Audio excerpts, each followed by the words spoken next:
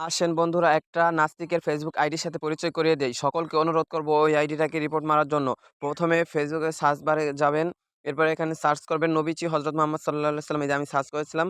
এরপরে এই আইডিটার ভিতরে ঢুকবেন। ঢোকার পরে দেখবেন কি বিশ্রী পোস্ট করেছে আমাদের রাসূলকে এখানে কটূক্তি করা হয়েছে এবং আমাদের আল্লাহকে নিয়ে অনেক বিশ্রী পোস্ট করেছে। তো এইজন্য এই আইডিটাকে রিপোর্ট মারবেন।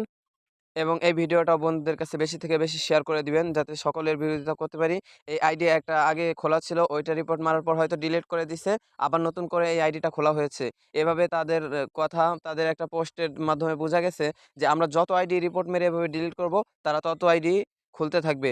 এভাবে ইসলামকে অনেক ছোট করা হচ্ছে এবং ভিতরে যে বিশ্রী পোস্ট আপনি দেখলে আপনারই মাথা গরম হয়ে যাবে। আর যদি এই আইডি কেউ খুঁজে না পান তাহলে আমার এই নিয়ে একটা ফুল ভিডিও দেওয়া আছে YouTube এ। ওই ভিডিওর ডেসক্রিপশন বক্সে আইডির লিংক দেওয়া আছে। ওখান থেকে নিয়ে এই আইডি খুঁজতে পারেন।